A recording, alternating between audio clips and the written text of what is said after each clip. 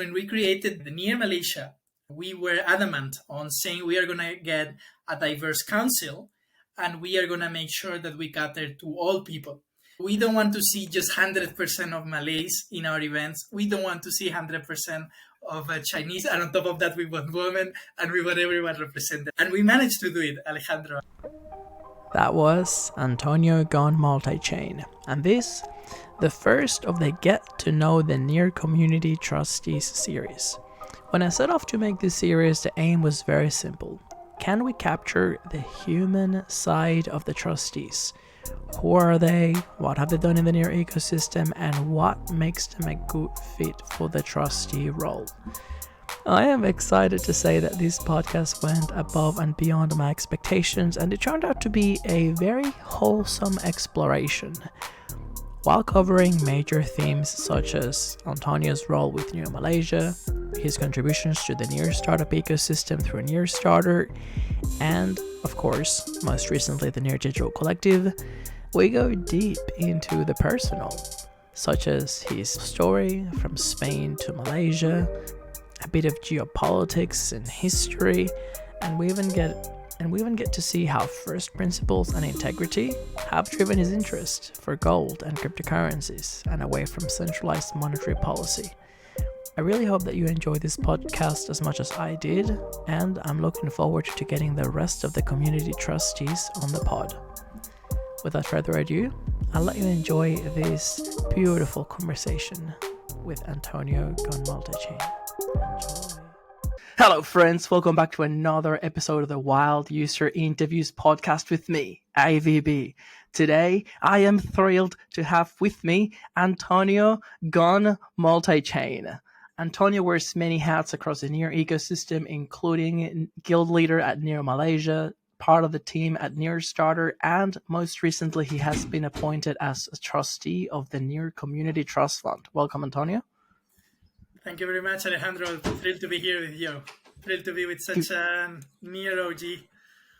Oh, wow. Please, sir. Before we start, I think we need to settle this one. Which Near t-shirt is better?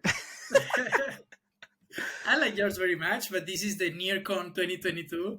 So until I get the NearCon 2023, this will be my favorite t-shirt. So yes. Wow. This is how you get the trustee role, I see. Look, I'm not going to lie. I've got a bit of a grudge because the NearCon 2022 t-shirt that I got was a bit too small for me. I think I was eating too much during that trip, got a little bit chunky, and it just didn't quite fit me. I gave it to my sister. It happens, yes. I got so much cool merch in NearCon 2022. A lot of Aurora stuff. Keto, Ink4 were doing amazing merch. So yeah, I was discussing last AMA. I was having an AMA with Near Vietnam. And as you probably know, Vietnamese really want NearCon 2023 to happen in Vietnam.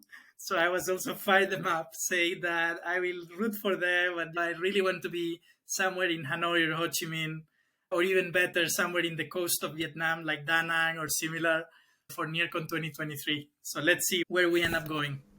This is a weird place to start, but maybe you can share your experience for Near Malaysia, and we'll see if at some point we get back on track. The guilds in Near are something unique. You rarely will see such strong and grassroots communities from different regions around the world rooting for a particular ecosystem, comparatively with other L1s, Near guilds, and later Aurora guilds, when they appeared, are a competitive advantage. In particular, I'll talk a bit more about how Near Malaysia was created and what makes us be strong on certain aspects, but it's not necessarily the case in others. Because of the background of the people in the Council of Near Malaysia, for example, we had quite some experience running physical events. So we actually leveraged that to do a lot of physical events in Malaysia, and that's how our community grew much bigger than the initial scope that we had when we were just in Twitter.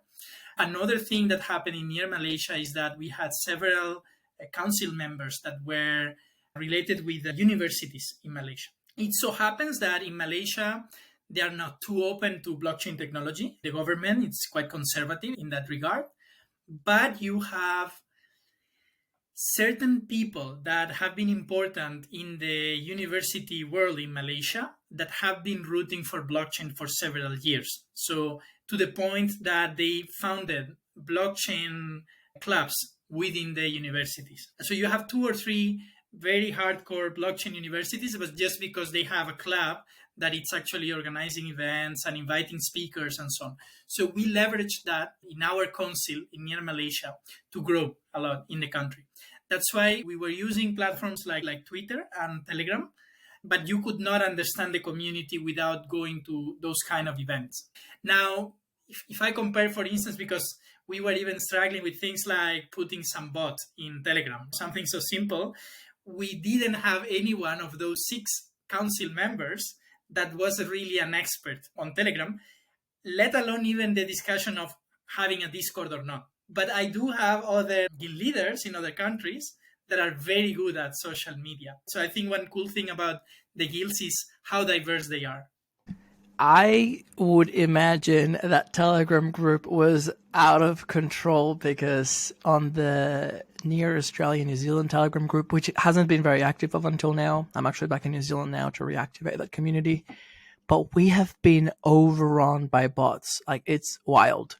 We've even tried to fight the bots with bot, but the bot can only do so much. It's a real problem.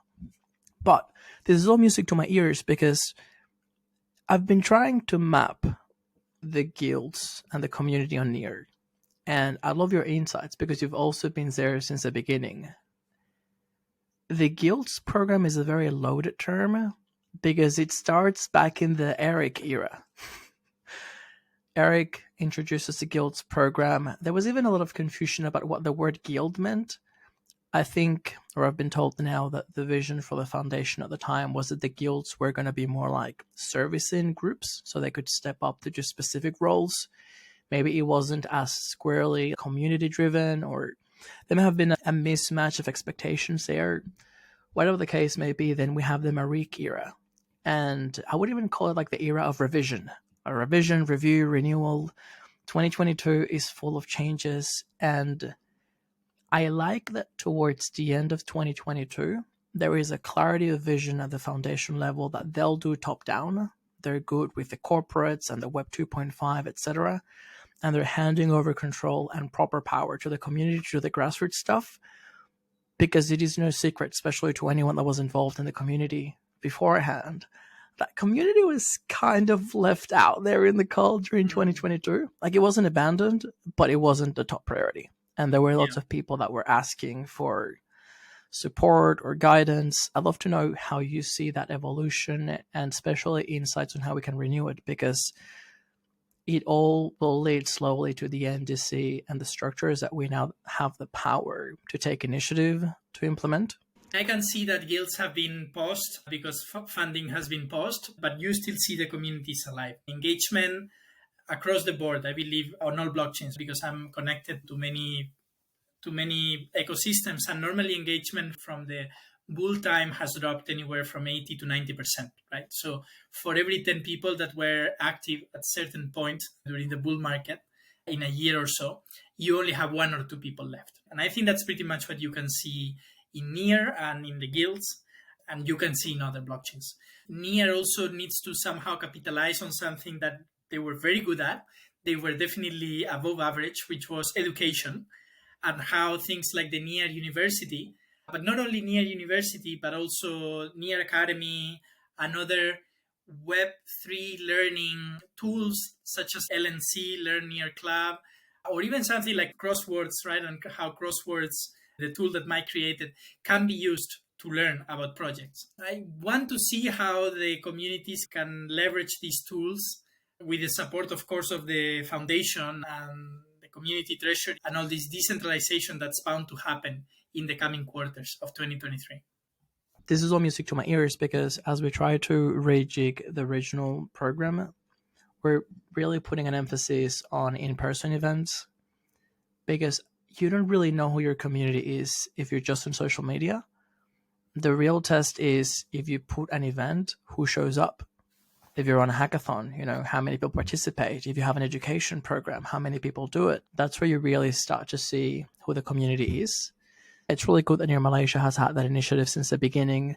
Some of the other legacy challenges is that Near starts to grow during the pandemic. So even if we knew or we tried to do in-person events, it was just not possible. Like I remember from Debacle 2, they had the really cool concept, which I hope to bring back, of having city notes. So there was this global hackathon where anyone could participate, major prizes, mentoring, but you could self-organize as a city node and get the people together. I put my hand up. We were organizing a city node in Melbourne. We were going to get this like university campus. Like it was going to be amazing. And 4 days before we went back into lockdown. Yeah. So that's a challenge.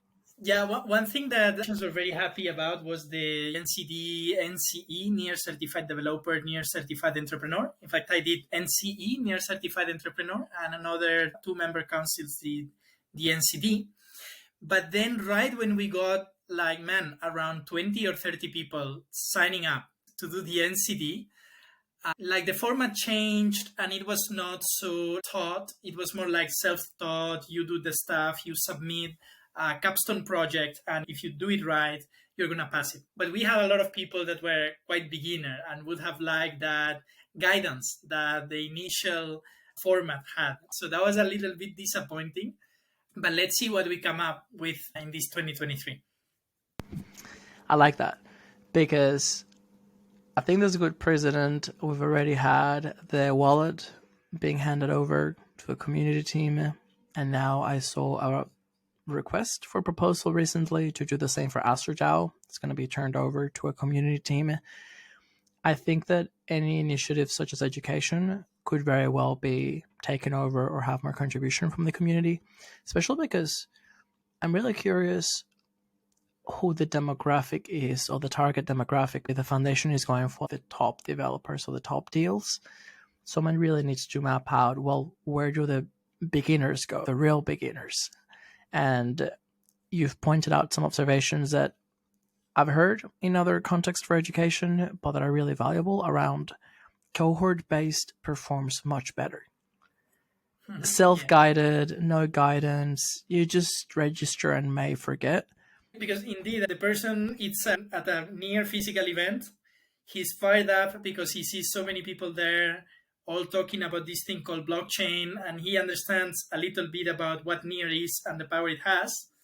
But then in that fire of the moment, he signs up for the course because he can see the power of the community. But then later, if he's not guided through until he gets his certificate, then he's going to feel a little bit like, oh, from the solitude of my home, it doesn't look so cool as that day in the Near event in the main auditorium of the biggest university of Malaysia. So that's a little bit where like our funnel was diminishing very much from inscriptions to final delivery, yes.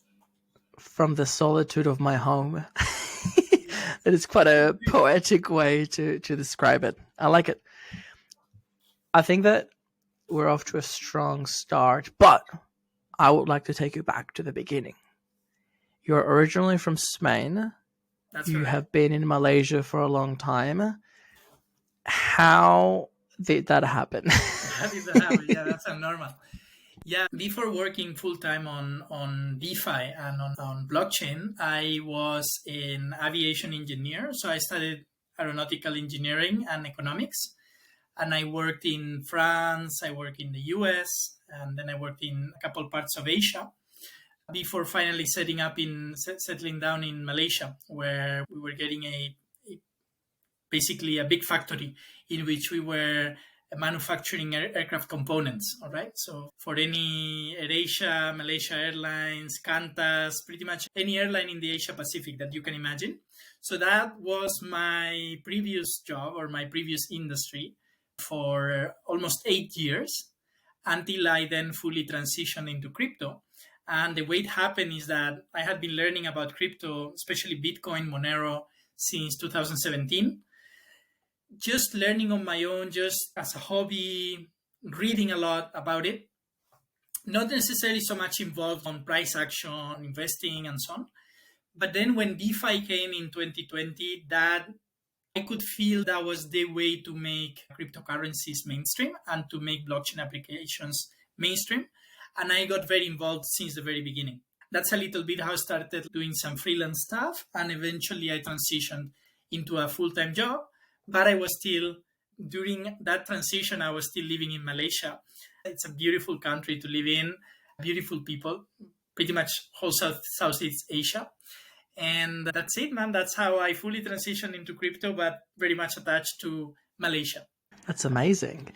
And I'm curious as to what Spain would have been like while you were growing up, or from all the countries that you lived, if there were any experiences that later on, when you start finding out about Bitcoin or where you start finding out about DeFi, you start to make that connection. It's, oh, I see what problem it is trying to solve, or I see the potential that it could have because I've seen these issues in this place or for these people.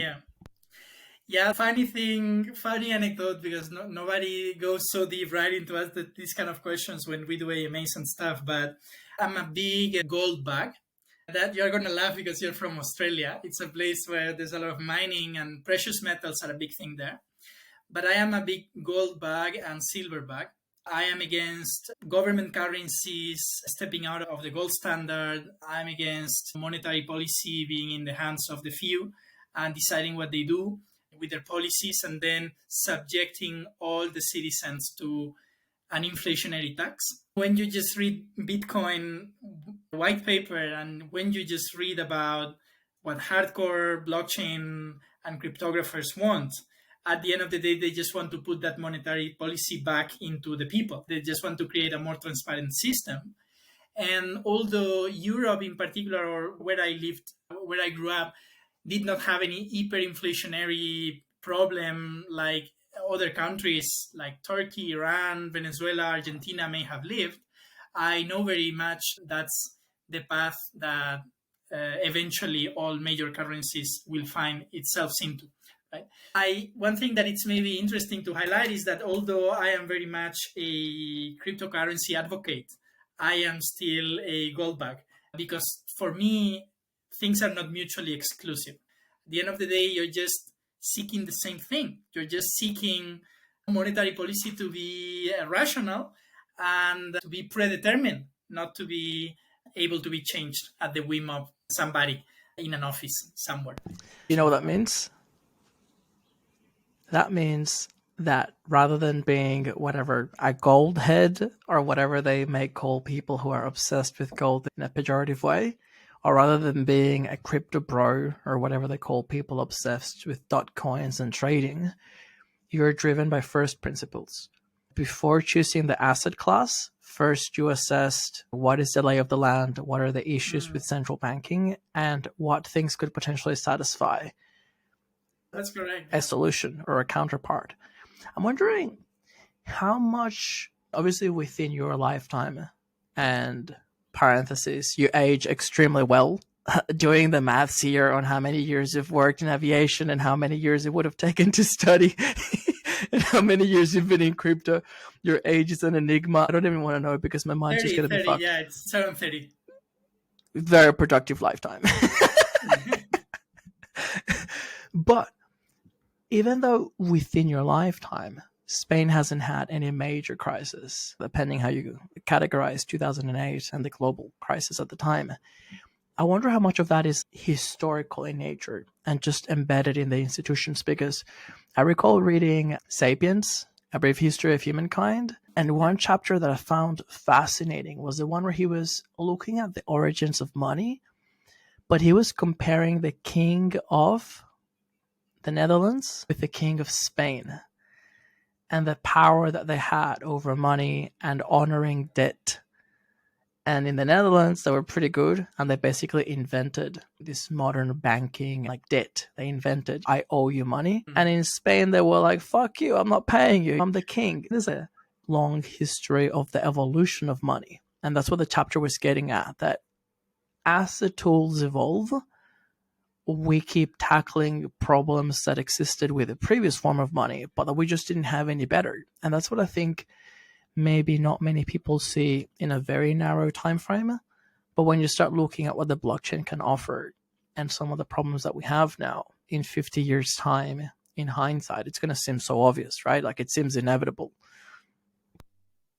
Yeah, I totally agree with you. And all I think is that things are not black and white. Like decentralization is a spectrum. I truly believe that like different blockchains can coexist and also different stores of value. So when people are Bitcoin advocates, but they look down on gold, for example, it's man, you can own different assets. You can have a portfolio where you are allocating something, even if just as an insurance, because I think it has come a moment where if you don't own like 2 or 3% of your portfolio in something like Bitcoin, it's more risky than actually doing it. Like the risk you're exposed by refusing to adopt that kind of store of value as ultimate backstop, if anything big happens, you're having a bigger risk than if you do it. And in a similar case, I would say for gold, right? And when you say gold, you say silver, you say other precious metals. And when you say Bitcoin, it does not necessarily need to be only Bitcoin. You can also find value and use cases on other assets, ETH that they like to call ultrasound money nowadays, right? And there is a reason to, or there is a narrative to believe that all of these assets can coexist. 100%. I think that if you choose a very narrow set of circumstances, you may be able to say this asset is better. Shit hits a fan, the aliens come, and you have to run and leave everything behind. Maybe having your private keys tattooed on your ass or something may be the best way to go. But I do find that a lot of these scenarios are fairly extreme. The internet goes down, whatever, the aliens take away our magnetic poles or something. Maybe Bitcoin is useless, but we still have gold. I 100% agree with you. It's definitely not that black or white. And I think that the best money managers in the world definitely diversify. Like I'm looking at it now with buying property, and I'm weighing in buying property in Colombia or buying property in Australia. To be honest, both would be amazing buys. In here goes back to $20. I'll buy both because Colombia, especially Medellin, it's got perfect weather, great time zone. There's a massive boom now with digital nomads, over 80% occupancy rates on Airbnb.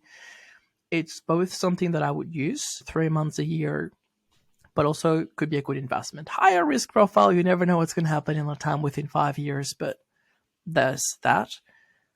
And then Australia, it's very stable, but very expensive and a big commitment. And maybe the returns are not the same. We'll be there forever. I don't think neither one is better than the other one. It's just very personal. Really interesting, man. There's one funny thing about me. I've never been anywhere south of Texas. So I really need to go into not only South America, but also the whole Central America region. There is ETH LATAM happening in Honduras in October.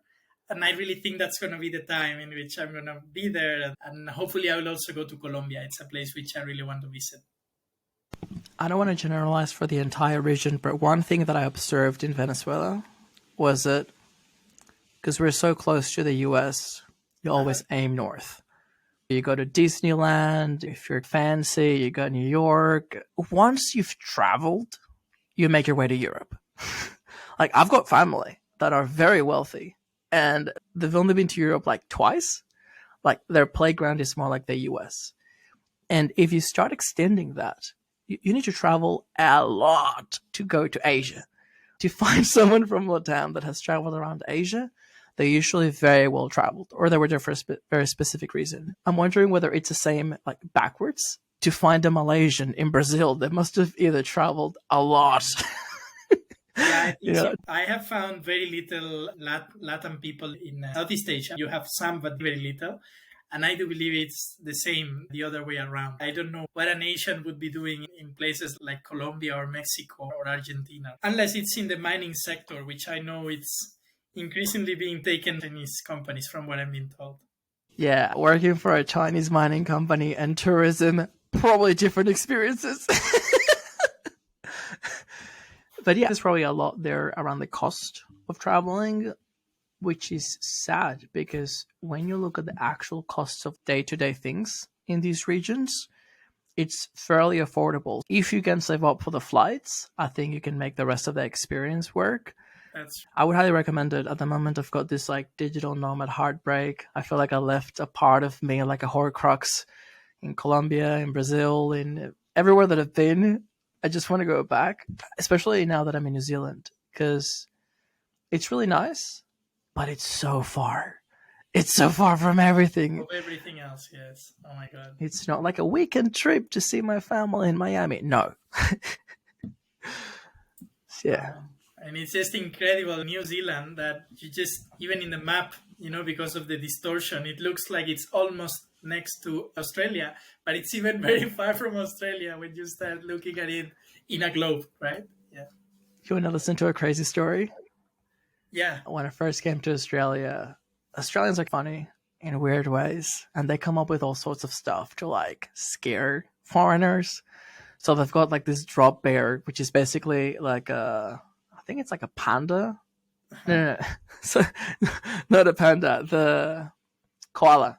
Okay. It's a koala when it's wet. It just looks like a beast because it's like super muscly and it's got like teeth. So they call them drop bears, and allegedly they attack tourists. I didn't buy into that one. But the one that I thought was hilarious, I didn't believe it, but I just thought it was so funny. They told me that New Zealand wasn't real. They were like, yeah, have you met anyone from New Zealand? And the story goes that during World War II, because Japan was like making strong headways in the region. Yeah. The first part is true.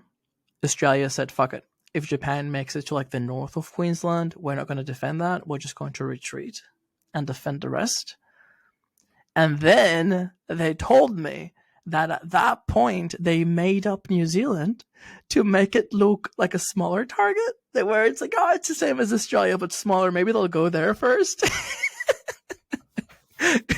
And I was like, a nice story, man. That one you can believe it, though. If I hadn't known about geography up until then, I would have probably believed it. Yeah, it's plausible. Nice. It's not about strategy, militarily speaking. But yeah, it's nice. Just so big, man. It's a bit insane. Look, I look back at my ancestors, the people that came to Australia before me, 50 plus. Dude, that was a 3-month journey by boat. I have it easy. It's 14 hours on Qantas from LA. Yes. But I'm thinking that maybe our descendants will look back at us and be like, damn, those plebs, 14 hours on a plane. Because I know that they're working on hypersonic travel or supersonic travel. I have no idea how it works. I think you go up to space and then across or something. But they're saying that you could be in the world within not that long. So I'm looking forward to it. Yeah, man, let's see. Long trips are a pain. Yeah, especially like the typical exotic trips you're saying, like when you're going from Asia to South America or things like that. It's really a pain, but let's see where technology brings us.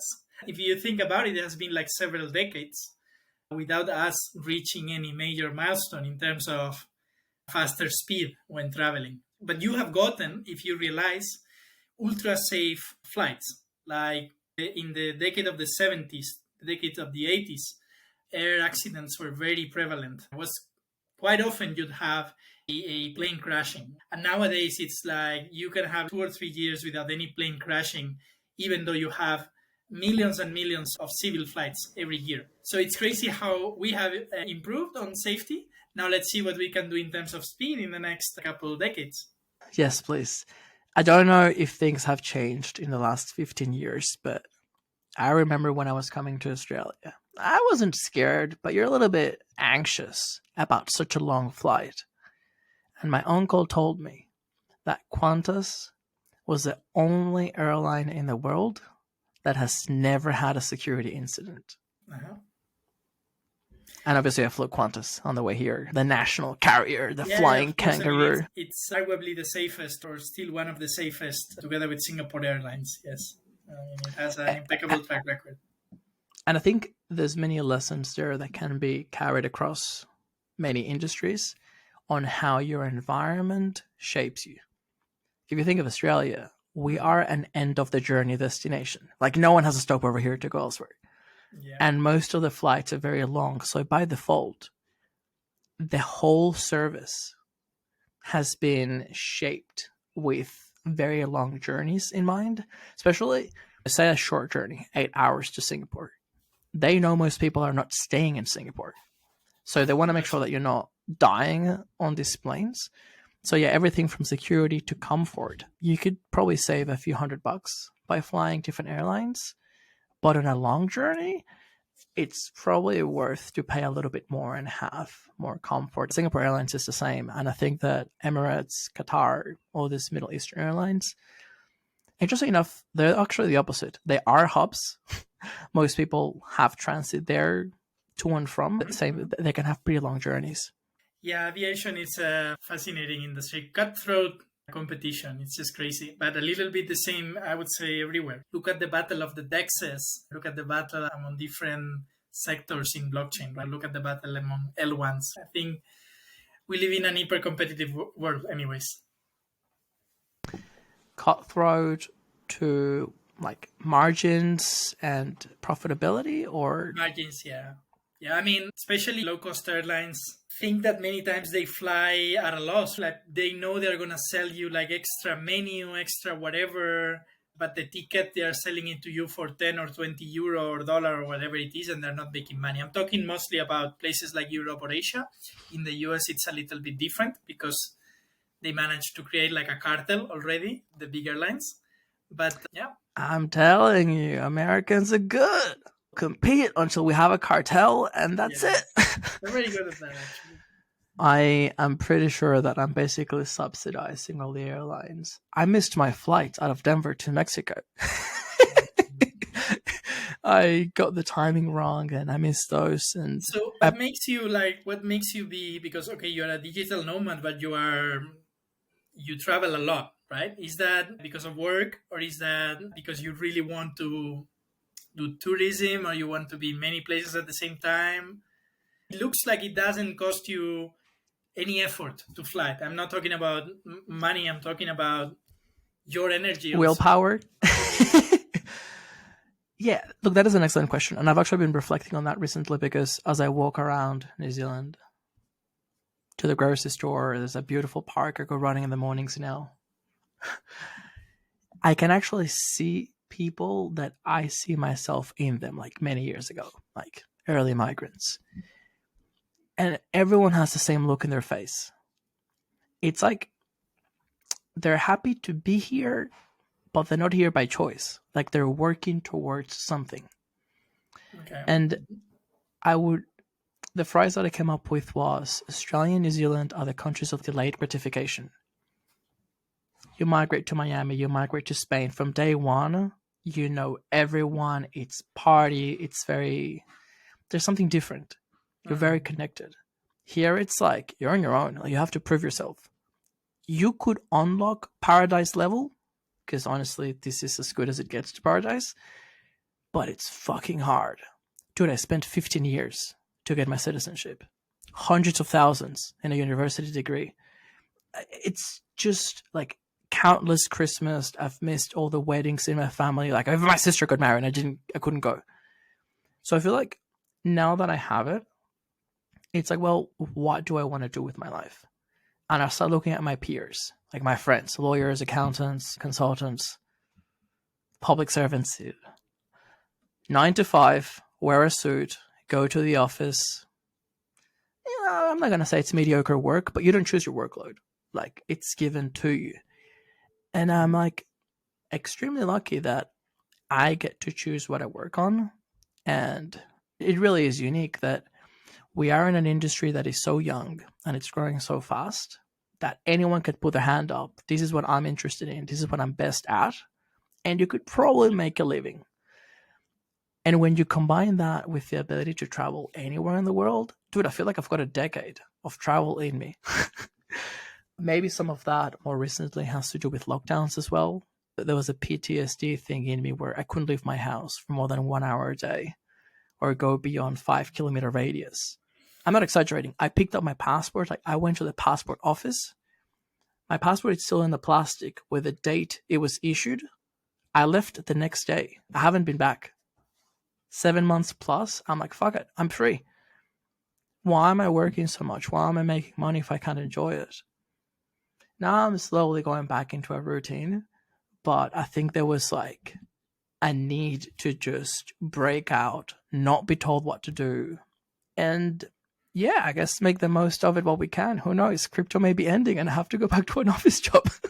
Wow, man, it's incredible. Me too. I mean, for certain reason, in 2017, I traveled to 12 different countries, and then I was just having fun, but at the same point, I said, okay, enough. You know what? I have grown tired of traveling. Now I don't see the fun anymore. I stopped enjoying. I stopped doing the touristy things and then see the landmarks, see the landscapes, and see the typical things you'd see in places like Myanmar, Korea, Thailand, whatever. And then I said, okay, I'm gonna go into a travel break until I find the passion again. So it's just crazy how things like pandemic or over traveling can just like change your perception, but it's normally always temporary. Yeah. There's something there that some people might think it's bad, but I think it's actually good for humanity. When you travel enough, and same, I think 2018 I did 26 countries or something, you start to realize that everywhere is the same but different. Yes.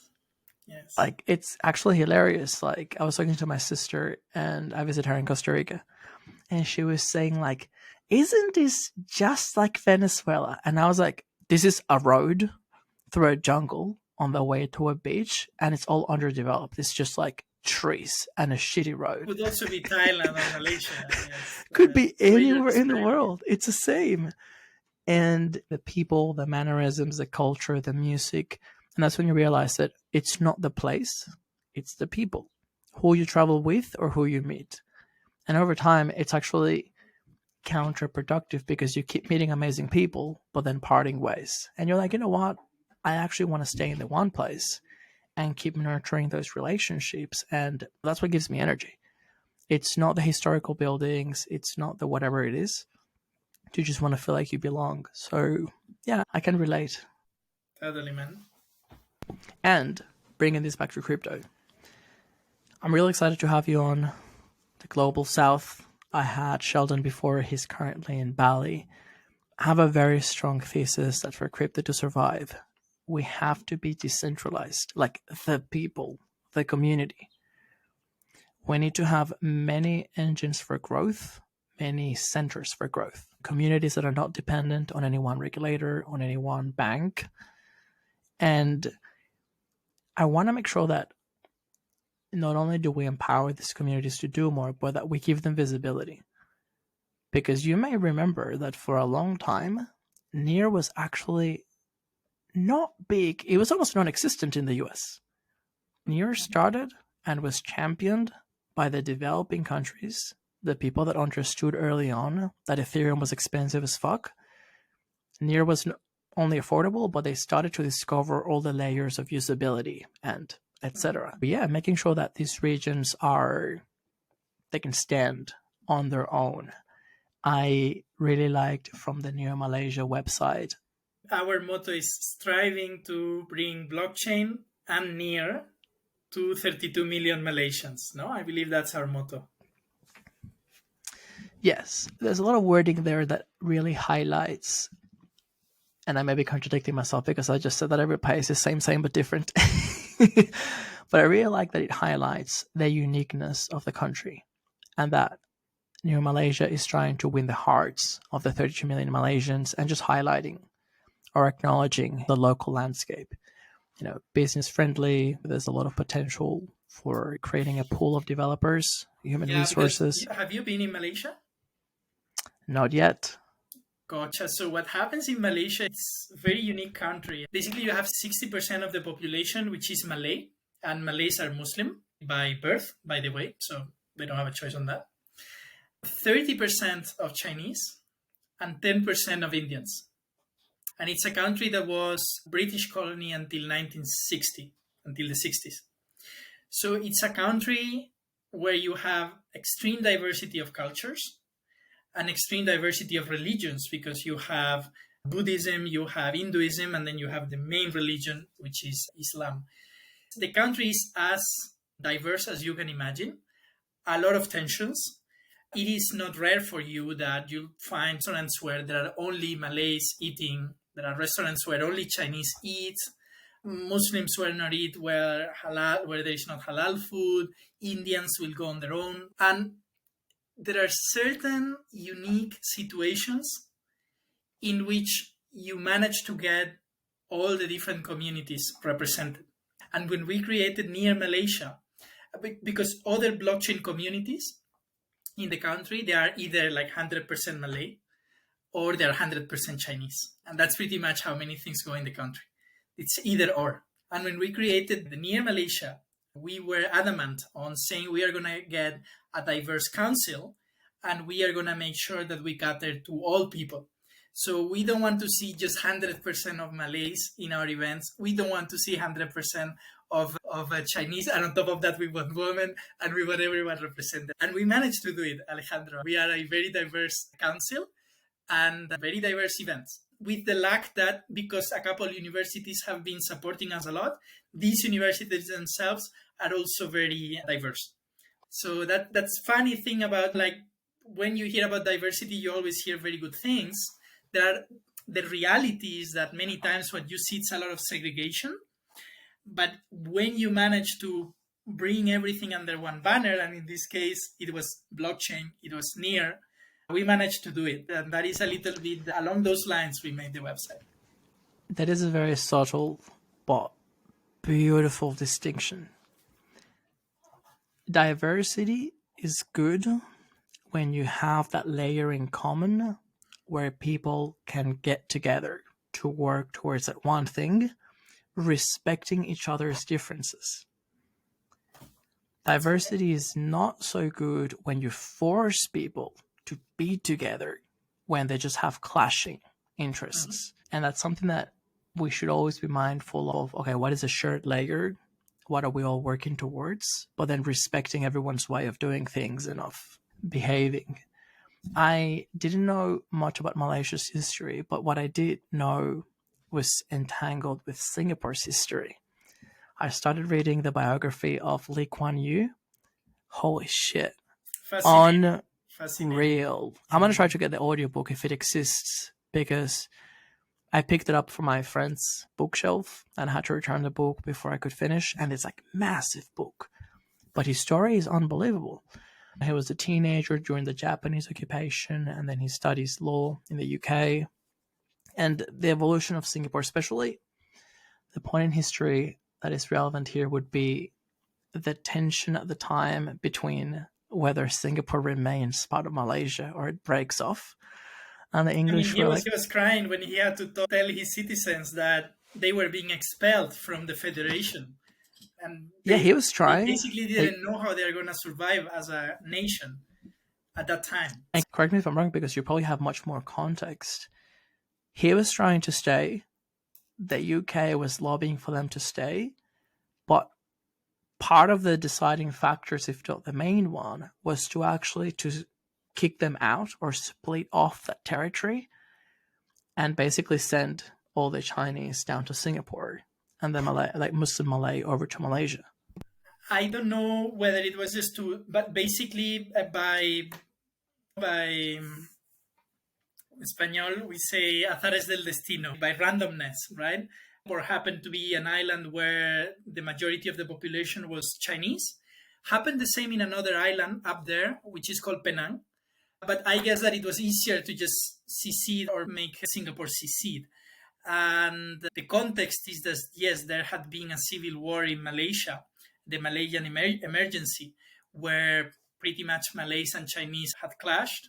It was very bloody clashes because there was a point where the UK was withdrawing from the country, and it was not really clear whether that was going to be a Muslim majority or Malay controlled country, or it was going to be a Chinese controlled country with affinity to the communisms in China.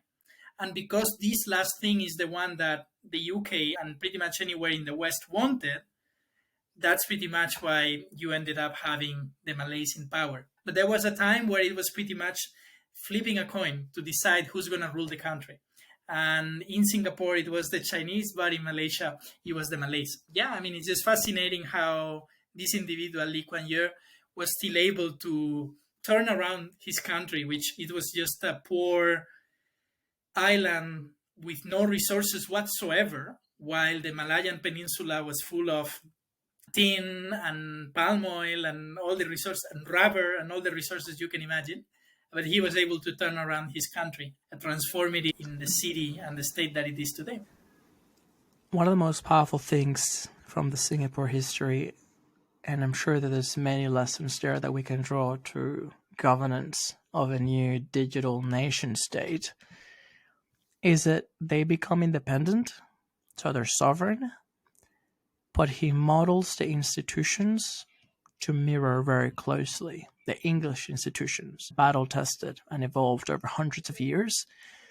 So some may say that Singapore struck the best of both worlds by having that independence, but not having to start from scratch. Because the risk that many countries know very well because they've experienced it is when you start from scratch, you've got a new king with no education, no experience. It's actually a very vulnerable situation to throw a country in. Even Australia, it's still part of the Commonwealth. I studied that history when I was in law school here, and my mind was blown because they had this progressive independence. Every so often they could have more and more rights. But up until 1989, you could still appeal from the High Court in Australia, which is the highest one, to the Privy Council in the UK. 1989, you could be like, nah, these fucking plebs don't know. I'm going to go talk to the Queen. It's like, what? So yeah, it's a very interesting lesson in progressive decentralization, if you may call it. Wow. Crazy, man. I didn't know that. It's really funny. Till 1998, it's just like yesterday. Yeah. And now, especially since the split with the EU, there's been a movement to strengthen again those ties. So, for instance, from Australia, we want to have unlimited travel in the UK. My joke when I got the Australian citizenship is that it's a 2-for-1. When you land in New Zealand, they give you a resident visa and you can stay here indefinitely. Like, it's basically the same. In fact, Australian residents in New Zealand vote in New Zealand, which is super strange. Wow. It's not the same the other way around, but they're very close. For many things, they're basically the same country. So we were pushing for that with the UK. But the problem is that the numbers don't add up. Because if you do it, it's actually fine for Australians to go there. Very small country. How many are going to go to the UK?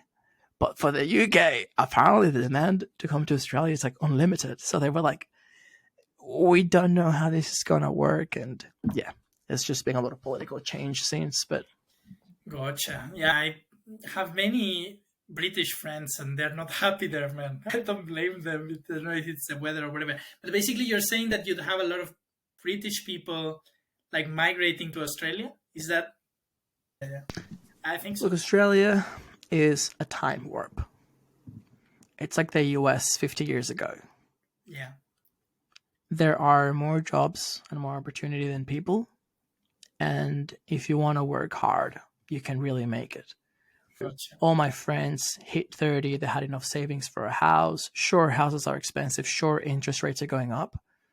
But how many places in the world at age 30 you can put down a down payment for a house and own your property? Yeah. Not that many. And there's a ton of things that work, not without challenges. The longer you spend there, the more skeptic you get.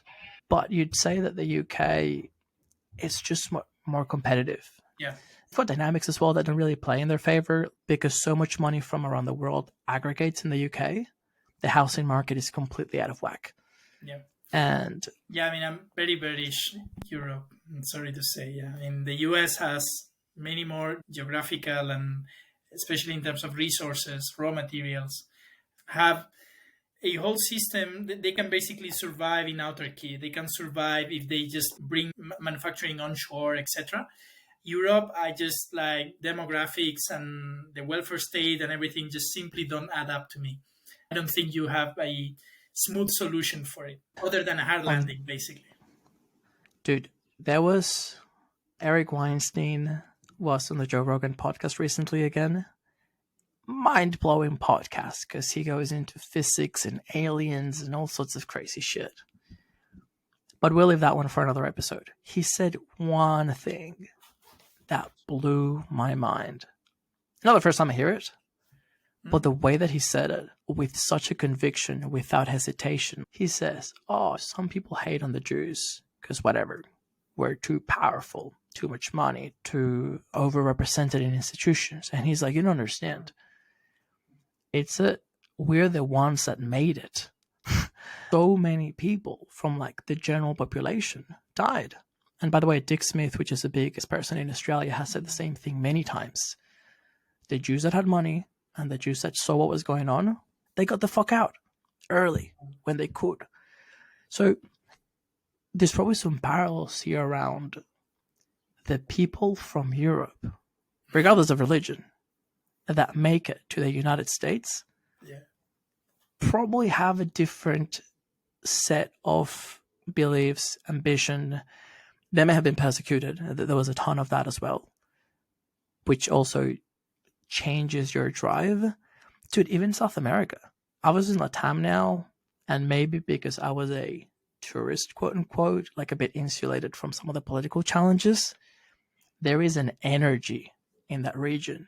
People want to do things. If you give them the tools and you give them the opportunity, there's no limit to how far they can reach. Yeah. Europe, it's like, yeah, I don't want to work past 50. Just leave off the state. No, I totally get you. Totally get you. It's just an endless debate about welfare state, is it good or not? Where do you put the limit? Where you stop helping a citizen to make it just be complacent and just be a sheep, like following whatever you want them to follow. Tricky. I guess we keep coming back to that point of how do we empower regional communities? Because the point that I made, it's probably the biggest challenge in most of these regions. Colombia, Brazil, whatever. If the government is a limitation, can we make a compelling case that the digital world offers new opportunities, and the blockchain space specifically not only creates new opportunities for business, but even to overcome some of the existing like hyper-local challenges? Very good question. I don't know if you have traveled. I want to travel when I go to LATAM to this like Bitcoin Lake and to all these like Bitcoin regional efforts that are being created. I just wonder to which point are they going to be able to be like self-sustaining societies based purely, living purely on the blockchain when it comes to financial transactions. Not very bullish on, but I really want to be on the ground before judging, basically. I heard very good things, but I was hearing those things from Bitcoiners. So I want to have an unbiased opinion and a first account on it. Last bit of trivia.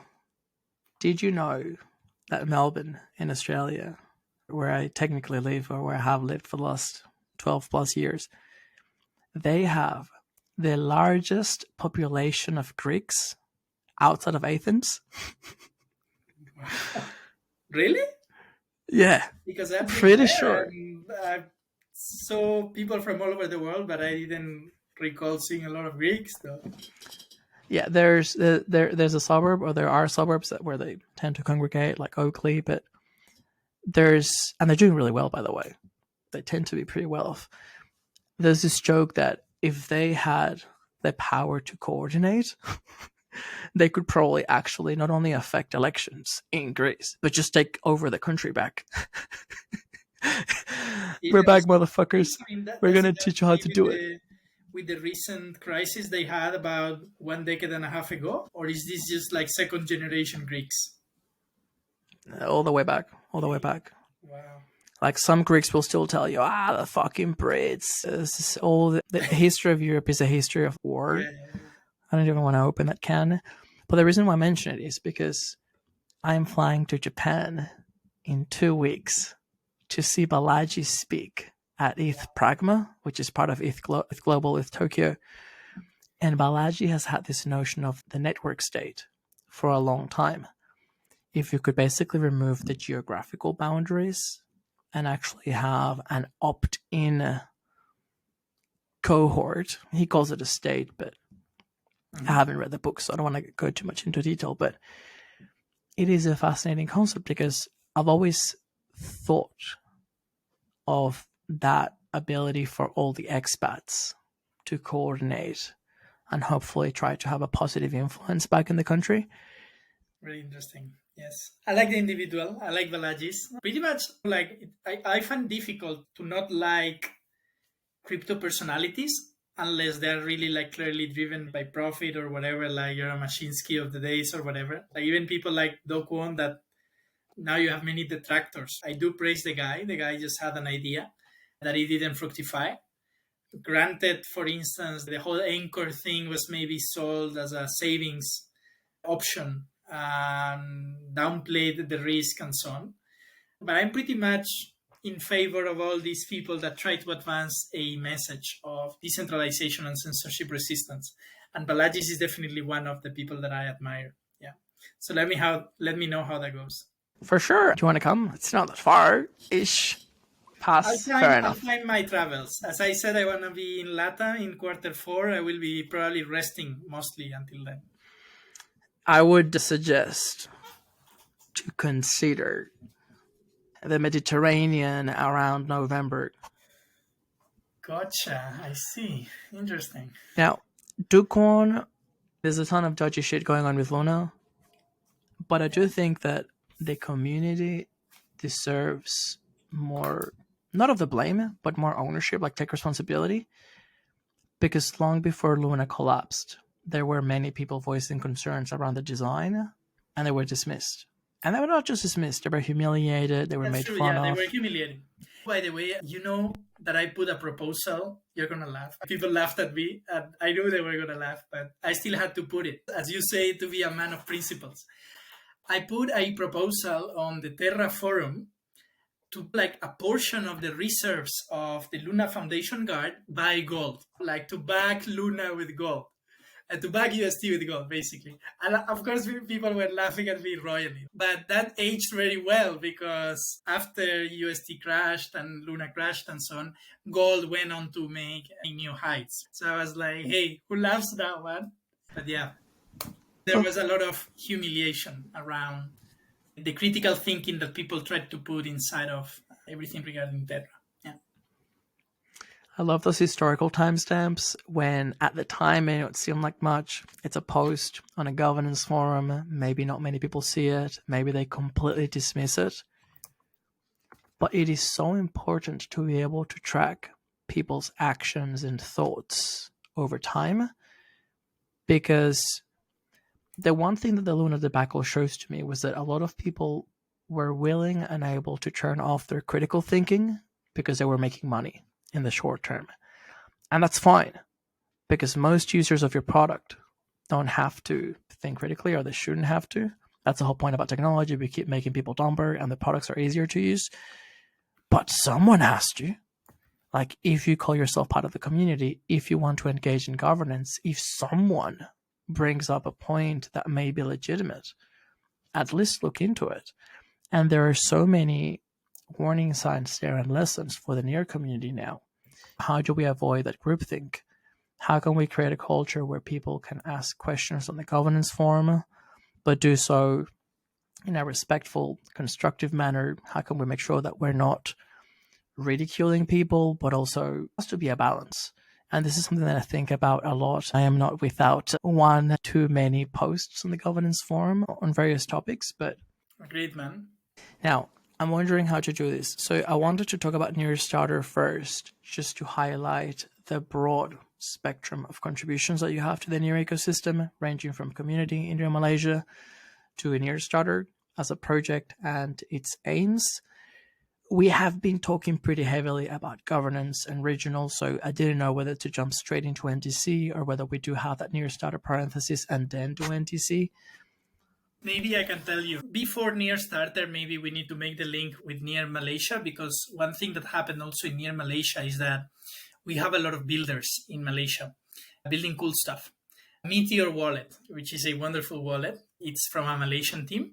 Edward, actually. He was also linking us to many universities. And there were also many Malaysians building projects in Terra. And we tried to mentor them or to bridge them and make them apply for a grant in the NEAR Foundation. So throughout 2022, we helped 4 different teams to submit grant proposals to the NEAR Foundation. There are several projects in NEAR and Aurora that are Malaysian, that are created by Malaysians. You know, you have 369, which is an NFT marketplace. You have Meteor Wallet, you have Together Coin. Within my role of guild leader, I started also communicating with a lot of projects, doing a lot of AMAs. Pretty much all the social interactions we had were around AMAs. That's how I met, for example, Metapool.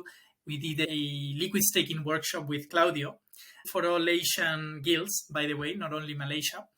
And then within this role of being in contact with many founders or being in contact with many projects, I got in contact with this team, which is a team which was building Occam. Occam is a multi-chain incubator, and they were building something on Near. They were calling it Nearstarter. And I really like the way they offer many different services and not just Launchpad, because Launchpad at the end of the day is just to provide the initial liquidity for a token. It's something that projects have already figured out how to do on their own anyways. There is not so much value added for a project to do that. But they offer like legal help, technical help, business, do a revenue model, think about long-term sustainability, when are you going to break even, and so on. So many things that people can be good at coding, people can be good at forking certain code or whatever, but if you don't have that business vision, your project is not likely going to succeed. And that's how Nearstarter got started. And as a head of growth, I was just like working on getting the product to be known by projects and founders, receive a lot of applications. So we received more than 60 applications on the first 6 months of life. And then between 10 to 15% of the projects that apply are accepted into the incubator. And then they're given help until they launch. So the first cohort was 6 projects, and then there is one more in the end. So there's a total of 7 projects being incubated by Nearstarter right now. And the first one will be launching somewhere in May, actually. That is amazing. Were the 60 applications from Malaysia specifically or around the world? No, this one around the world, yeah. So how we design also Nearstarter is that it's a DAO governed incubator. So we want to act as a DAO. And it's a DAO of guilds, because different guilds of the Near ecosystem, the ones that have decided to participate, have a seat in the governance. So you have guilds like, I think from LATAM, we have only Near Argentina. But from Asia, we have a lot. Like we have Korea, we have Singapore, we have Malaysia, then we have Nigeria, we have Near Ukraine, we have Near Native. So all these different guilds, through a representative that can be the guild leader or can be someone different, are part of the DAO of Nearstarter. They take decisions over certain governance stuff. Another cool thing that Nearstarter has is that it has a dual token. When you have a launchpad, you normally have a token which works. The more token you have, the bigger ticket you can have on the projects at launch. But that kind of launchpad 1.0 mechanism makes the token be very volatile, because basically the only use case you have is to participate in IDOs. Whenever you're not having an IDO, whenever you're not having a launch, you basically have a useless token in your hands. So the way to solve this issue of giving a permanent use case is to create a second token. And the second token works like an ETF. It's an index pool. And the idea is to have inside all the different projects that get incubated. But if lucky enough, you will not only have projects that are being incubated, you can also have different partners of the ecosystem. For example, we have inside Trisolaris, which is a very, very popular name in the Near and Aurora ecosystem. The way it works is that you have a Near and Aurora index pool, but the only way for you to actually get your hands into that ETF or that index pool, whatever you want to call it, is by staking the Nearstarter token. Like that, you're giving a permanent value, a permanent use case, which is staking the token to be able to farm something that it's more long-term, a long-term vision, which is an index pool. Which these where we're trying to solve the issue of if people don't have any launch upcoming, they don't see any reason to hold a token, which is a very valid point, by the way. Brilliant example of aligning incentives. When I came across Nearstarter, the first thing that jumped out at me is that the design is amazing. It's colorful, it's pixelated. It is one thing that, at the risk of making enemies in the Near ecosystem, it's actually rare to find. I don't know why some of our applications are a little bit bland, like lacking on the design side. One of the things that has definitely made Ethereum cool, a cool place to hang out and where you want to be, is that it's weird. And the design conveys that people give a shit, to me at least. Yeah. I understand that Near sometimes it's going for the institutional, that some of our products may be early stage, but you can definitely get that feeling that it's just a very well thought out project with a team that, you know, cares or is dedicated, or at the very least they spent some money on a top-notch designer. The other thing that I like is that if you were to timestamp it, you guys were right and early. Starting in 2023, the Near Foundation announces that the grants program is evolving to an accelerator program. I think they changed the names recently. What's it called? It was used to be Near X, but now it's, do you know? Yeah, I don't have the name, but the idea is an accelerator. Yes, they're coming up with that idea. Yeah, it 100% validates the idea that teams Near support beyond money. And if you're going to put the money in, you want to increase the chances of success. So I think it's really good to have a community-led incubator. I always have this bittersweet reaction when the foundation does something that is needed, but I don't like to see too many things centralizing at that layer. So I think it's fantastic that from the community we've been able to source talent and already start supporting projects. And as a DeFi connoisseur, I really like the true token model. I think it's a really good way, as you've explained, to maintain the long-term interest in the asset. And in a first instance, you give people exposure because they have an asset that represents many tokens. So even if you don't participate in a specific token cell, you still get some exposure to the asset. But I'm actually much more drawn to the other side of the coin. You're giving visibility to a lot of projects by having one project which is well known, such as Nearstarter, and by having that token, anything that you put in there automatically gets exposure and a different level of buy-in from the people that own the token.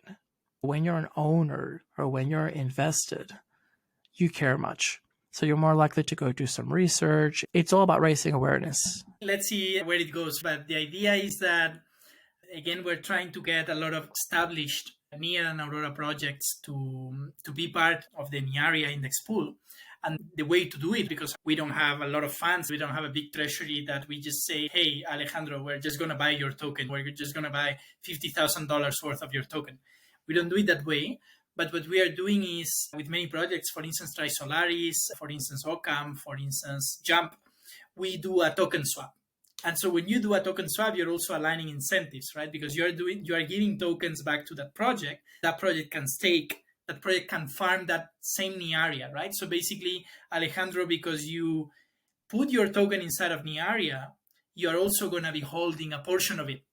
Because you're being given a token that you just need to stake it, you're going to farm a truckload of that index pool. So we may end up with that index pool, which is very comprehensive and truly mirrors the whole Near and Aurora ecosystem, but its holding, it's also very well distributed across the different partners of the ecosystem, right? So it's also like a decentralization experiment that we need to see how it plays out, basically. I love it. Would you guys be open to having a mechanism where hypothetically someone could donate tokens into the pool? Wow. Say I sit on the Ref Finance community board and I've accumulated some Ref. but I don't want Yeah, to. that's so interesting because look what we did with Shih Tzu. Because this is so interesting, Alejandro. I mean, talking about governance and talking about cool stuff. We have talked about this token swap, and we have done this token swap with projects that arguably are still centralized, like Jump, like Trisolaris. We were just talking to the team. We were not talking to the community of Trisolaris. We were just talking to the team. But in Shih Tzu, something different happened. Shih Tzu is 100% public coin. All the supply is already circulating, and there is no real head of Shih Tzu. You have some very adamant community leaders like Arturo, but the project is completely decentralized.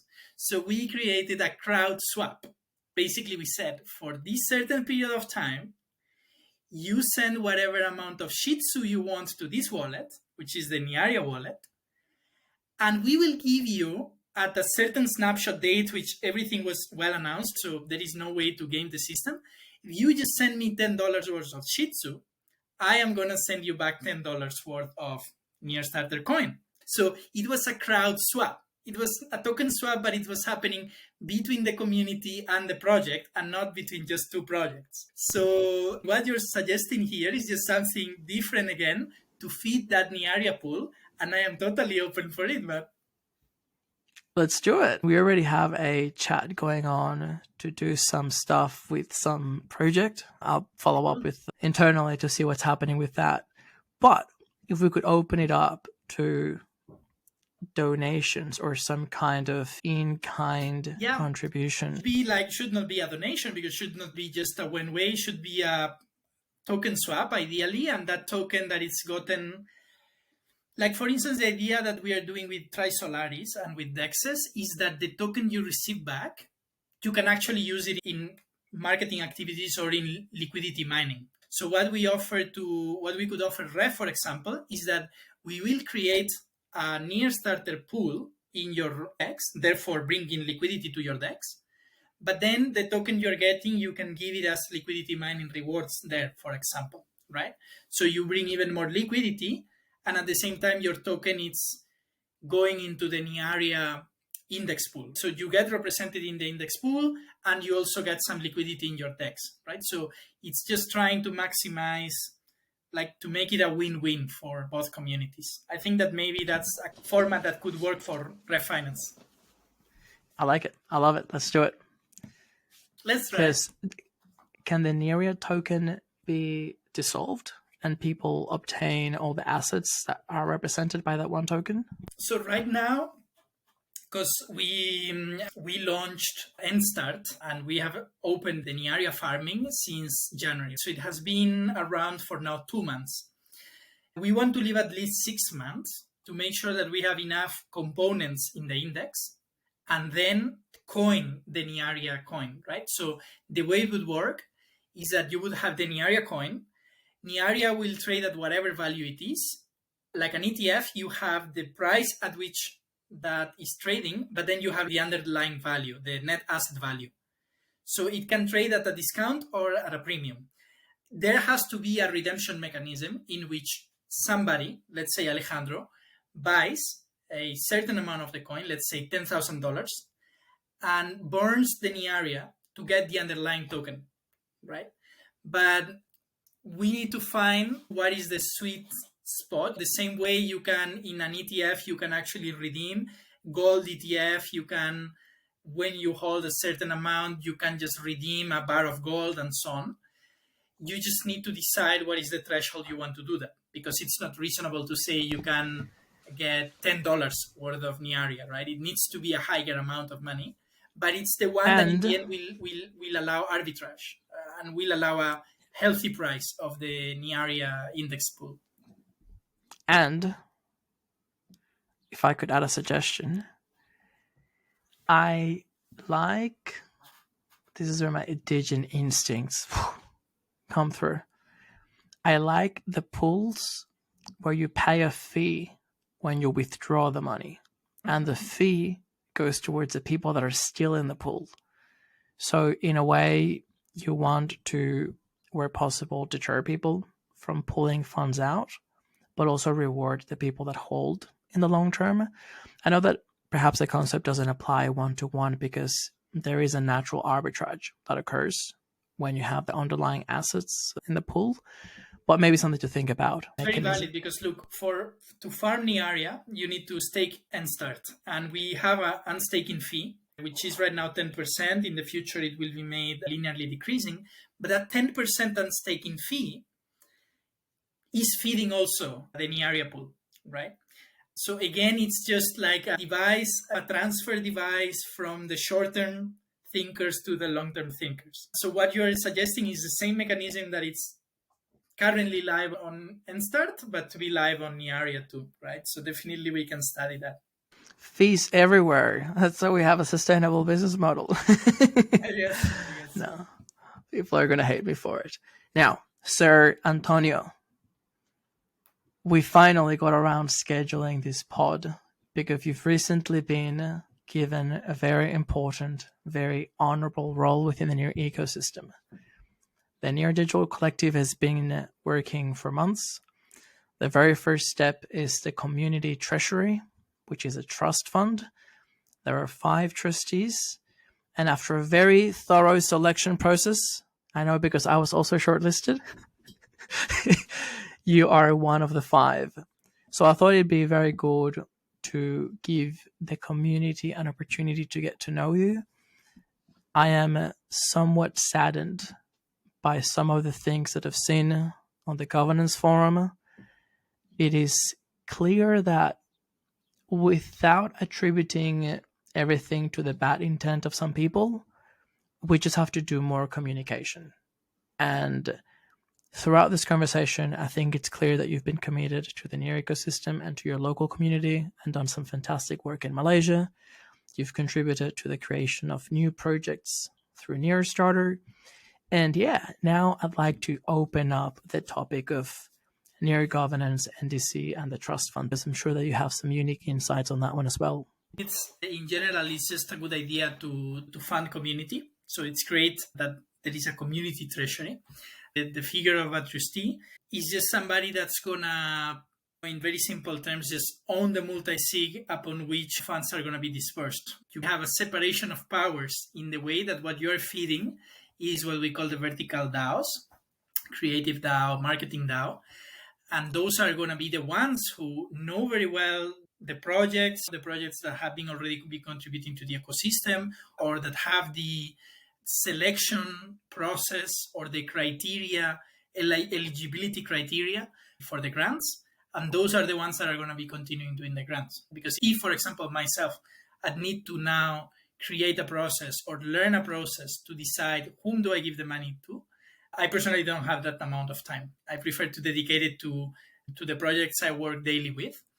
And at the end of the day, the trustee is just a figure that's there to ensure things are doing right in the correct way, and to ensure that community treasury is going to end up impacting the grassroots people, the people around different countries working on different ecosystems, whether it's NFTs, whether it's DeFi, whether it's art, and many other Web3 use cases, and that they actually get the funding they deserve to continue making Near and Aurora, I'd say, thriving ecosystems. I see it as a symbolic role, to be honest, a role that it's important. Good to see the way it has been decentralized geographically and in terms of the background of the people that have been chosen trustees. There is also a very valuable, very prepared legal team that it's helping us along the way and coaching us. I'm happy, I'm honored being one of them. I was a bit surprised when there was a lot of uproar in certain members of the community, but it's always good to talk things. This is a place to clear everything up, and if there's still uproar, we just kill them. No, of course not. I've spent quite amount of time in the governance forum in Near, and particularly I've seen a lot of attacks towards you, Satohandro, right? Just because you were actually holding the money of the marketing DAO. So some people would always come and complain that you did this, you did that. And for me, you're a very integral person, and you've been doing a lot of things for the Near ecosystem. It took me some time to understand that you will have that amount of, let's say, hate or dissenting voices. I have also seen that with Shih Tzu community, for example, which I believe it's one of the more wholesome active, organic communities in the whole blockchain ecosystem, and we have the privilege and the honor to have them in the Near and Aurora ecosystem. And I saw just people attacking them whatsoever because it was a meme coin or whatever it is. So after that, couldn't be surprised at any kind of attacks. But at the end of the day, what matters is that we're doing things in the right direction. Yeah, there has to be, if you want to take this claim seriously, there's a lot of things you have to take into account beyond what they're saying. So, for instance, what are the vested interests of the person making the claims? Because from the experience of the marketing DAO, what we can see is that there is a one-to-one correlation between people that were rejected, so the proposals were not successful, and then them having personal attacks against the decision makers.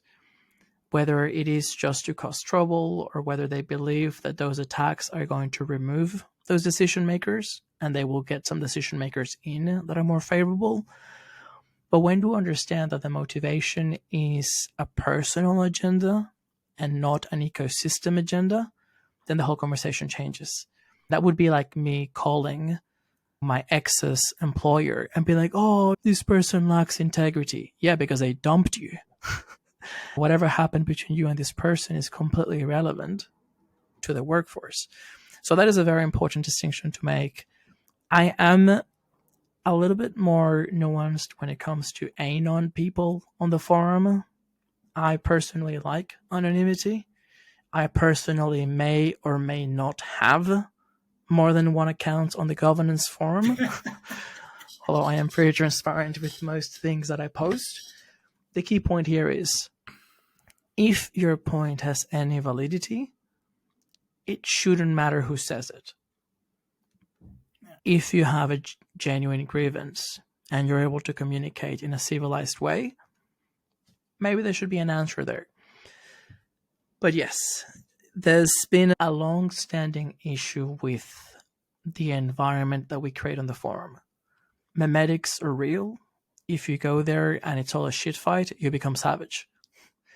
If you go there and it's people being polite and adding to each other in ways that we can move forward, then it becomes a very productive place. I think it's hilarious that the developers forked themselves out of the forum. Most of the developers, everything developers, it's on alpha.near.org, which is a fascinating self-selection mechanism because these trolls probably don't even know that alpha.near.org exists. Yeah. And the forum, it's a work in progress. Yeah, I just find fascinating decentralized governance. Look, all these discussions and all these like trolls or stuff, like all this negative connotation stuff that we're seeing, you wouldn't have it in other L1s where decision making and funding is not so decentralized. Not going to go to Polygon and try to go to a place where you complain about Polygon not giving you money for certain stuff. That doesn't exist. And it exists in Near because it's so decentralized and we have these powerful communities and these guilds and stuff. In a similar way, like you have projects that don't have any, in the spectrum of decentralizations, you have some projects which, although they operate in DeFi, they're completely centralized. Then you have some companies that they have their snapshot.org, they have some on-chain governance, but only what they want to put in that governance. And then you have the extremes where even very important operational decisions that you need to take somehow in an agile manner, things like salaries, like what should a team of developers be earning. And then Sushi Swap, it leaves that in the hands of the community. And then it's a shit show. It's a shit show because decentralized governance is such a nascent thing. So we just need to admit that it's inefficient, but that we are going to be making baby steps on the years to come, because DeFi still, or these distributed communities are still such an early term, and we will get better with time. So this is just growing pains, and you and I, as part of a decentralized community and governance which is Near, need to accept and be part of it. There's always been a tension and inevitably superiority if you compare the social sciences with the real sciences. Agreed. You want to decentralize an airline. Who the fuck are you going to call to assemble the plane? Not going to be an agent on the governance forum. Not going to be my mom. You want at least someone who knows about engineering. I would dispense of I went to Seoul University, or that's like paper prestige. I'm less about that. But you want to have someone that knows what the fuck they're talking about. The issue that we have with governance is that we assume that because it's mostly people talking shit and yes or no, yeah, the voting decision is easy, as in the procedural. And the transferring of money is easy. That's an admin task. But the knowledge that goes into making the decision and all the subtleties about making that decision, maybe that's a bit more specialized. You hit it in the nail when you said that to just don't have the time to do that end user decision making for individual proposals. Some people may think that these two ideas can't coexist, but we're entering an era of both decentralization and specialization. We're decentralizing away from one entity, which is a Near Foundation, into multiple entities. But each one of those entities is specialized. The Near Community Trust Fund, just mentioned, you have a very narrow legal purpose, and it starts with funding only grassroots DAOs. So there will only be 3 grassroots DAOs initially, marketing developers and creatives, and you just have to assess the proposal from that DAO against the legal purposes of the role. The DAO go crazy, funding stops. Is the DAO doing what it's meant to be doing? You pass the money on. Each DAO has in turn their own trust fund. We're working on that now. We have an email from the lawyers I have to read this morning. And we have to do the same. For each one of our applicants, we have to assess what is our purpose, what is the applicant doing, and we're likely to see more and more of these organizations. Like I was having a conversation with Blaze over the weekend. Fascinating. Anyone listening, if you're interested, let us know. We're talking about a notion whereby every time any one body grows to be too large, we further decentralize. Okay. So the example is, if the marketing DAO hits, this is just a hypothetical number, 200,000 per month, break it off. Which segment of content creation is taking the most money? Now they have their own independent DAO. So in the next 6 months, we could have a podcasting DAO, a YouTubing DAO, a TikTok DAO. You want to make sure that the decision maker is always the best person to make the decision. The most specialized. That's what decentralization looks like. Holding the knowledge. Yeah. I don't know what these crazy people on the forum think that decentralization means. I am inclined to think, from what I've read over the past 12 months, that it is no decision maker. They just want to get their dirty hands on the money and no one can say anything. That's what I can see. Because every time that we have structures to try to get the best people to make decisions, there's some crazy claims and some issues. I think so now probably one of from the on-chain governance and decentralized governance perspective, one thing I'm really looking for is on-chain reputation, right? Once you're going to start bringing reputation inside of the blockchain, you are allowing something like what you're saying, like letting the people that know more about a certain issue, because it's very verifiable. You can see the experience this person has on a certain sector of the Web3, be a decision maker or help you or advise you on that particular item. And this is something that on-chain reputation is going to bring. In particular, I see that many blockchains are trying to bring on-chain reputation at the protocol layer, not in your own dApp or not in your wallet, but rather the whole blockchain allowing on-chain reputation. It's going to be a significant leap in terms of decentralized governance. So let's see how that plays out. But in the meantime, we're going to have to suffer. Dude, listening to Ilya talk about reputation in general and on-chain reputation, it's amazing. Most recently in Denver, they were talking about this idea. I don't know if anyone's working on it at the moment. It's coming through Near Social and NDC. Basically, maybe I should not have attached Ilya's idea to this because I don't know how much of it he said and how much I've workshopped with other people afterwards. But let's say that you have an initial group of people, let's say Genesis accounts. They have whatever 10 points, 10 reputation points that they can gift. And there is a vault with Near that gets stripped to the recipient of those reputation points. So, for example, say I release a podcast with Alex from Aurora and a lot of people in the community, or that early cohort of people with standing, they all pledge reputation points to me. I would get dripped Near for that period of time. And there's a couple of things here. The first one is that there would be a threshold after which you've been given enough reputation where you also earn the ability to give others reputation. So you and I may not have come in a Genesis block. We're not core developers. We're not foundation employees. But probably by now, you and I would have accumulated enough reputation to then be able to give out more. And that's how you further decentralize, because it's like trust lines. You can give out to people in Malaysia. I can give out to people in Latam, in Australia. And the drip could amount to the community essentially hiring in a decentralized way, like a developer. So say you want to bring in, and this is a big problem for developers, you want to bring in someone really talented from Cosmos. They could be contributing to open source projects, or they could be contributing to several things. There isn't a clear employee, like who hires this person? Where does the money come from? So even if people stake reputation to them, they could actually amount to receiving enough Near to commit to a project. And these are the things that I'm like, can we make this happen? Like right now? Very interesting. Fascinating, man.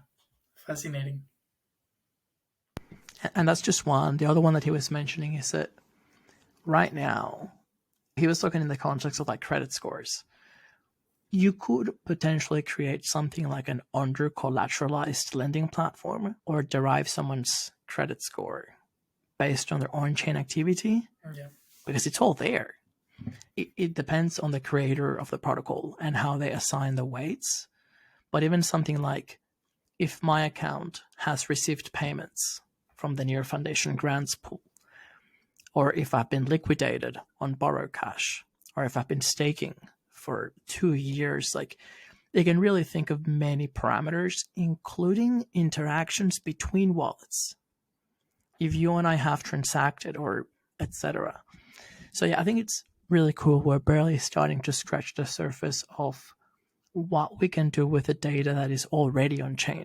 That is already there, yes, indeed. And once people realize what they can do with that, I think we're going to enter the era of what applications or experiences can we do that harvest a lot of data to then power new experiences. This is where Near Social is going. But yeah, probably topic for another podcast. Talk to the Pikes Peak team to bring their on-chain data to the next step. Yeah, they're doing some great work over there. Sir Antonio, what's next for the community treasury? Have you met the other trustees? Yes, we have met in several virtual meetings. I do happen to know a couple of them physically from NearCon and ETHDenver. And what's next is actually receiving some paperwork that apparently somebody's missing because of some post office mistake or whatever it is. And then after that, I believe that it's going to be recurring internal calls being set up. The community treasury wallet is going to be signed up, the one that the multi-sig will be operating. And I do believe there will also be a call scheduled with the community. I'm looking forward to that one. This was like an appetizer of it, right? But it will be cool to have the 5 of us answering doubts from the community. And then after that, let's see, there will be the first fundings for the vertical DAOs, such as Marketing DAO and Creatives Developers.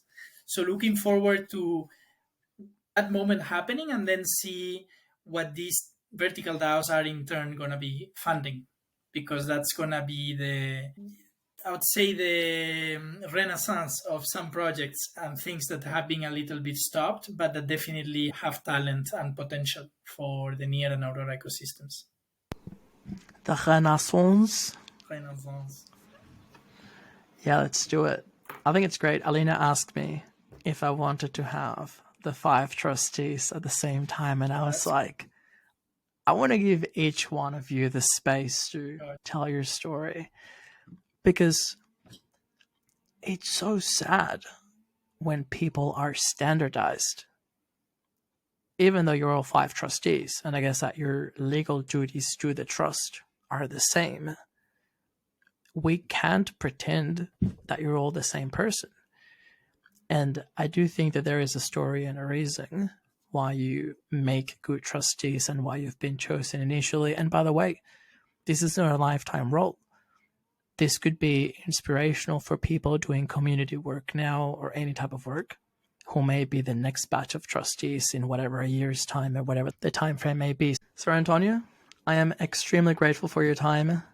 I hope that this podcast serves to give people a better insight into who you are and why you make a good trustee.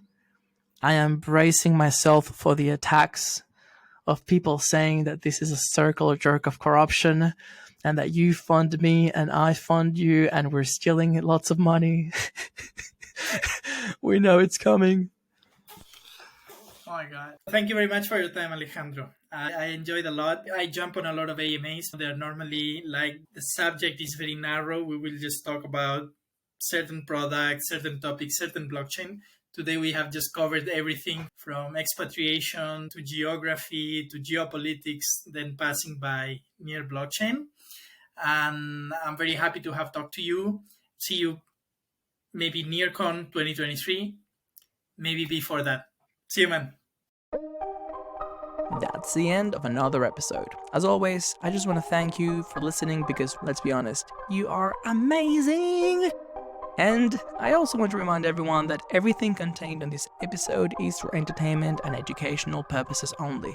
Nothing on this podcast shall be construed as financial, medical, or any other type of advice, and you should always consult with licensed professionals before making any financial decisions. Make sure that you like and subscribe so that you stay up to date with the latest episode. We've got a steamy hot pipeline of guests that will keep you entertained right through the bear market. Stay safe out there, and I'll see you soon. Bye.